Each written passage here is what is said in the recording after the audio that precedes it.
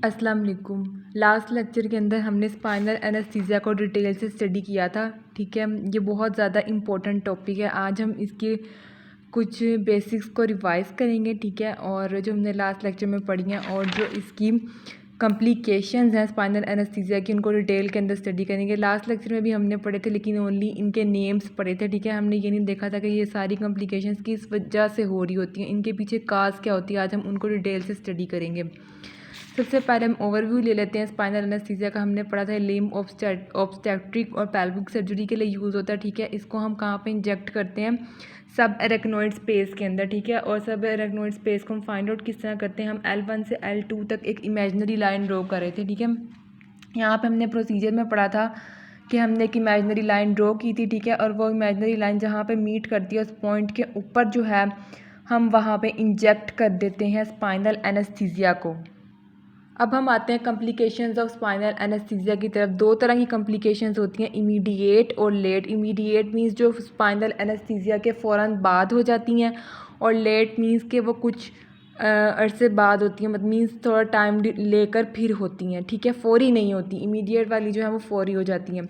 उसमें सबसे पहले हाइपोटेंशन मोस्ट कॉमनली हो रही होती है आफ्टर स्पाइनल एनेस्थीसिया। ये होती क्यों है? क्योंकि जिस एरिया के अंदर हम स्पाइनल एनेस्थीसिया अप्लाई करते हैं उस अफेक्टेड एरिया के अंदर सिंपैथेटिक टोन लॉस हो जाती है।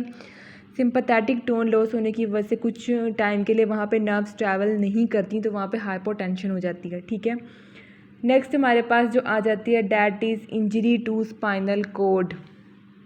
जब हम वहाँ पे नीडल इंजेक्ट करेंगे तो नीडल की वजह से स्पाइनल कॉर्ड वहाँ पे डैमेज हो सकती है, जिसकी वजह से स्पाइनल कॉर्ड की इंजरी हो सकती है। नोज़िया और वोमिटिंग हो रही होती है। ये मैंने बताया था कि हाइपोटेंशन की वजह से ही वोमिटिंग और नोज़िया के जो सेंटर हैं वो ट्रिगर हो रहे होते हैं। ठीक है, उसके बाद पैरास्थीसिया में अब नॉर्मल सेंसेशंस आ रही होती हैं पेशेंट को। ठीक है, पैरालिसिस हो जाता है रेस्पिरेटरी मसल्स का। ठीक है, रेस्पिरेटरी मसल्स का पैरालिसिस होगा तो रेस्पिरेटरी फेलर की तरफ पेशेंट जाएगा। और ये होता कब है? जब हम हायर लेवल पे इंजेक्ट करते हैं। ठीक है, अगर हम हायर लेवल पे अप्लाई कर रहे हैं स्पाइनल एनेस्थीसिया को तो रेस्पिरेटरी मसल्स का पैरालिसिस होगा और पेशेंट मूव करेगा toward respiratory failure. Broken needle. ठीक है, अगर हम पेशेंट के जब हमने बैक में परपेंडिकुलर इंजेक्ट की थी नीडल, वो वहाँ पे ब्रेक भी कर सकती है। अगर वहाँ पे ब्रेक कर गई स्पाइनल कॉर्ड डैमेज होगा, और स्पाइनल कॉर्ड के डैमेज होने की वजह से जो है वहाँ पे डिफरेंट प्रॉब्लम्स आएंगी पेशेंट को। इंजरी टू नर्व रूट को कैसे इंजर हो सकती है? वही कि अगर वहाँ पे जो नीडल है वो ब्रेक हो गई है तो वो नर्व रूट को इंजर कर देगी। नेक्स्ट आ जाती हैं लेट कम्प्लिकेशंस। लेट कम्प्लिकेशंस में हमने लास्ट लेक्चर में भी स्पाइनल हेडेक को स्टडी किया था सेपरेट से। ठीक है, स्पाइनल हेडेक मोस्ट कॉमनली हो रही होती है, और ये हेडेक होती किस रीजन में? हमारे ओसिपिटल रीजन में होती है। ओसिपिटल कौन सा रीजन है? हमारे पीछे वाला। ठीक है, हमारे सर के पीछे वाले रीजन के अंदर पेन हो रही होती है, और ये होती क्यों है? CSF के लीकेज की वजह से होती है। ठीक है, और ये 3 से 5 दिन तक रहती है और फिर खुद ब खुद ठीक हो जाती है। बैकिक हो सकती है पेशेंट को। ठीक है, हमने उसकी बैक के अंदर इंजेक्ट किया है तो वहाँ पे उसको कमर में पेन भी हो सकती है। ठीक है, इन्फेक्शन हो सकती है पेशेंट को। इन्फेक्शन क्यों हो सकती है? इन्फेक्शन भी CSF फ्लूइड की लीकेज की वजह से हो सकता है पेशेंट को। ठीक है, यूरिनरी रिटेंशन हो सकती है। ठीक है, न्यूरोलॉजिकल इम्पेयरमेंट हो सकती है। न्यूरोलॉजिकल इम्पेयरमेंट क्यों हो सकती है? स्पाइनल कॉर्ड के डैमेज की वजह से। ठीक है, और इसमें क्या होगा कि कोई भी पेशेंट का जो मोटर फंक्शन है वो डिस्टर्ब हो जाएगा।